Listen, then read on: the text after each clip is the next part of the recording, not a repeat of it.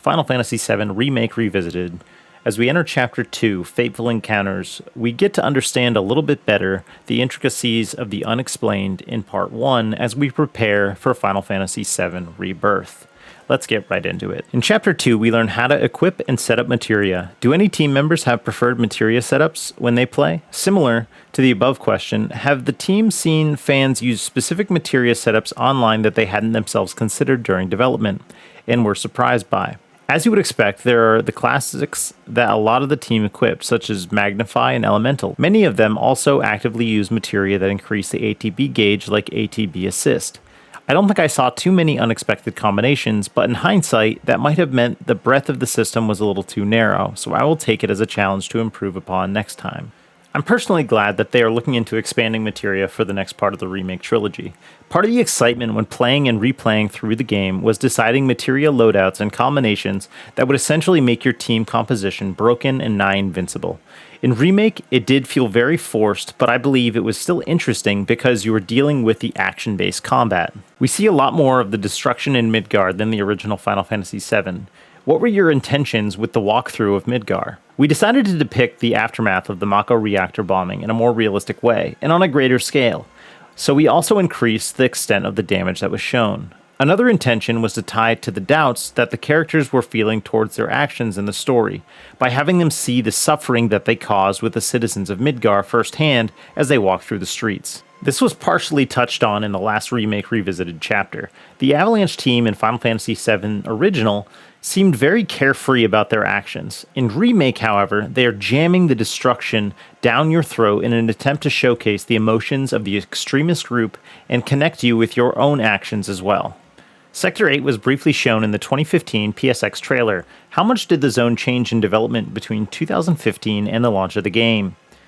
Development on the visuals was prioritized for what we showed at PSX in 2015, and the direction of gameplay had not been finalized at this stage. We later decided to structure Sector 8 in the following three parts: the live section, where players would experience the destruction in the aftermath of the bombing; the battle section, where Cloud is noticed by Shinra after encountering Aerith; and the battle section, where Cloud is attacked by Shinra in the Fountain Square and their pursuit becomes even more intense. The early scenes take place in the busy downtown district, but we paid attention to how the cityscape changes as Cloud is pursued by Shinra and gradually moves out towards the suburbs. Of note, PSX and launch were 5 years apart. It's not surprising they changed the visuals to reflect updates to the game's development.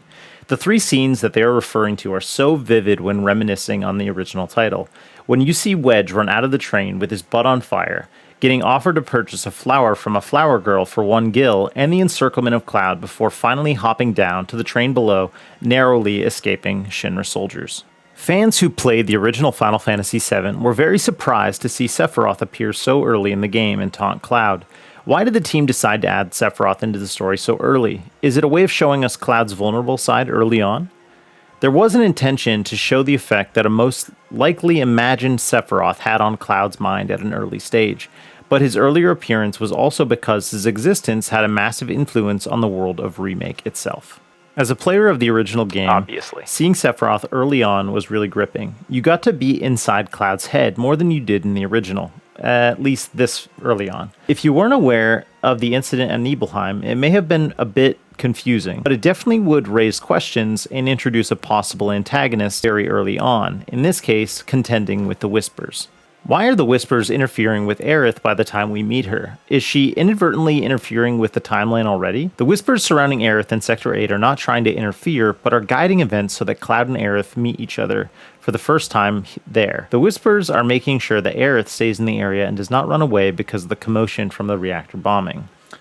For me, the Whispers were a really odd interjection into the story of Final Fantasy VII. After making it through the game, you realize that the one you once played all those years ago isn't what you are playing today, but it fills the void for sure. It's nice to hear exactly what was intended for these apparitions, as they turn out to be a plot device used quite often in the new remake story. After Cloud fights against Sephiroth, he wanders through the interference clouding his mind. Is the vista he can see beyond the interference Nibelheim from the past? And if so, what were the challenges in depicting it, and what did you pay special attention to? It is Nibelheim from the past that Cloud grew up in. We created a dedicated shader for the flashback scenes, where his memories are distorted and tweaked the visuals to make it feel like an illusion. The backdrop of the town itself also contains wooden buildings set on fire that should not exist there, and we use the controller vibrations to heighten the feeling of synchronicity between the player and Cloud. I believe the first time you see Nibelheim on fire in the OG title was after you leave Midgar for the first time, when you were telling your party about Sephiroth. When talking about how the flashback memories are distorted, it reminds me of how they portrayed the Rebirth trailer, with similar flashback Mako headache type vibes. The ability for them to translate the emotion of an internal struggle through the controller is something they were not able to do back in 1997. It feels like a lot of care was taken with the lighting in the scene where Cloud and Sephiroth face off amidst the flame fields. What were the bits you struggled with here, and what do you want to draw attention to? As the only light source in the scene is the flames, we mix multiple different hues of light, such as reds and oranges, to make sure that Cloud and Sephiroth's skin tones did not look too flat. I would like to draw attention to the feeling of tension in the scene and the impression of heat from the flames that cannot be created from just a single color of light. That's fascinating that the only light used in the scene was fire. When I think back to how this scene looked in Remake, I'm reminded that we are only a year and a half away from experiencing the playthrough of this flashback in Rebirth. In the scene where the construction of Midgar is explained on the screen in the train carriage, many elements have been remade and look great, but we get the impression that the wireframe model shown has not changed that much from the original. Was this deliberate?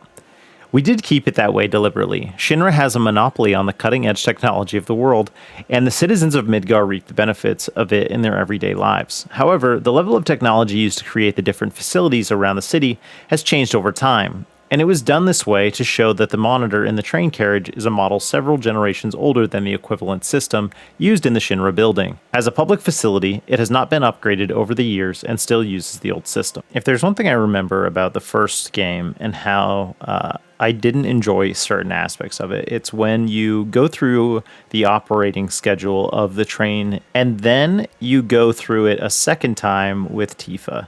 Shinra definitely does remind me of companies that have a monopoly on all things technology in current day environments. But without getting too deep into that, that wraps up today's interview on Final Fantasy VII Remake Revisited Chapter 2, Fateful Encounters. Let me know what you thought in the comments below. Is Square Enix doing the right thing by releasing these Remake Revisited chapters? Are they telling us enough information about the story that we previously experienced? I'm going to cover the next chapter either way. But if you like what you saw, like, share, and subscribe, and I'll see you on the next one. Thanks for watching.